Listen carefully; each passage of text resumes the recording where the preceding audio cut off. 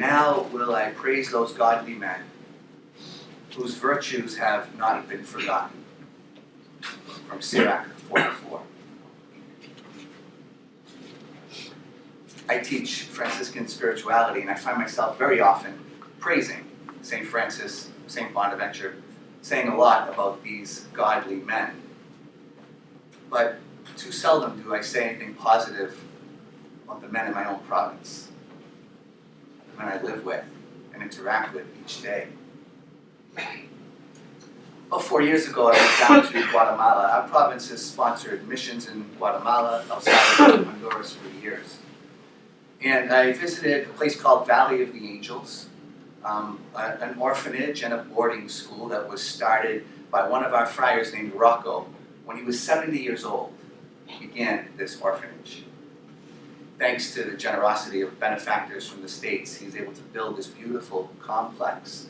And there's about 200 kids there that go, and they live there, and they're given 3 meals a day. They have a teacher for each grade, 1 to 8. Kids' medical needs are taken care of. Rocco passed away a few years ago, and my classmate, Mike, went down there 7 years ago, just feeling inspired to go right before Rocco passed away. It was a beautiful, smooth transition, only in the Lord's timing and in his hands. And I was able to visit Mike. I took 6 men that were discerning priesthood with me down to the Valley of the Angels orphanage. And I was just astounded at what is going on there. Mike was stationed in Canada for the longest time, so he had a lot of connections up in the Toronto area.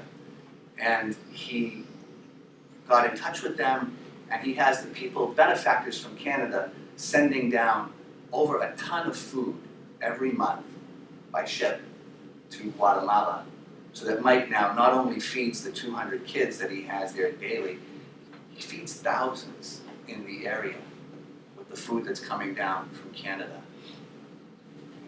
I was just in awe and impressed to see what was going on there. And when I took the 6 men with me, not only did we minister to the kids at the school, we went outside the walls and we went into the streets where there were homeless people, and where Mike brought food, and we had some people come with us. We prayed with people, we sang songs, we gave them food, and we tried to bring a little joy into their lives. Now will I praise those godly men whose virtues have not been forgotten. A little closer to home. I live in a formation house in Boston, Massachusetts. Right next door to me is one of our retirement homes. And the 2 men that are in charge is the staff of friars that work in that home. But the vicar and the guardian, I'd like to tell you a little bit about them. The vicar of the house, Robert, is 80 years old. And he was in formation when I was in initial formation. And we've enlisted him to help us in formation work. So he comes over to the formation house 2 or 3 times a week. Doesn't move around so well. Sometimes it takes him a while to get in and out of the pew. But he preaches to the guys a couple times a week. He helps us in our group sharings, our group process. He's very insightful and just a real great guy to have on the formation team. And whenever we go over to his house, he's always the first one up serving. Even though he can hardly move, he gets out of his chair first. He's the one who serves and clears the dishes at the meal. The guardian of the house is another Bob. And Bob has had one health problem after the next. But you wouldn't know it to look at him, because he's always going out of his way to help the men he lives with. He lives in a home with our elderly friars. You always see him taking walks with the guys, bringing them to doctor's appointments, or just sitting outside and enjoying if it's a nice day. Bob, in the 3 years I've been in Boston, I think he's buried 6 or 7 of our friars, and he always tries to help our men die with dignity. One of our friars, Gilbert, who passed away, Bob had the other friars in the community praying evening prayer around his bedside when he couldn't leave his room. They laid a habit out over the blankets and sang songs and prayed by Gilbert as his final days came to an end. Now will I praise those godly men whose virtues have not been forgotten.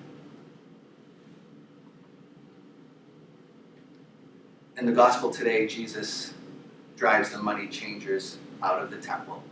And that has always been a passage that's been interpreted spiritually, because Jesus himself clues us in by calling his own body a temple, that we can give a spiritual interpretation to this passage. And so for 2,000 years, we have been asking ourselves, what needs to be driven out of our temples? Temples of our bodies, the temples of our fraternities, the temples of our provinces and our order. And I wonder if today, what really needs to be driven out is a spirit of negativity. It's so easy to get negative, isn't it? It's so easy to recount what's wrong in our homes, our friaries, our provinces. And it's so easy to repeat the mistakes that other people are making. I fall into it myself again and again. I'm constantly going to confession to confess how I've talked about the people I live with or interact with in a negative way. One time in confession, a confessor said to me, he said, you know, in every single situation, there are always divine factors and there are always human factors. Start to look for the divine. Train yourself to see God in everything and stop focusing on the weaknesses of your brothers around you. God may surprise you. You may see more of him than you ever imagined. Driving out the money changers of negativity. Refusing to talk about our brothers, but instead rejoicing in the good that they do. Really be a blessing for our order.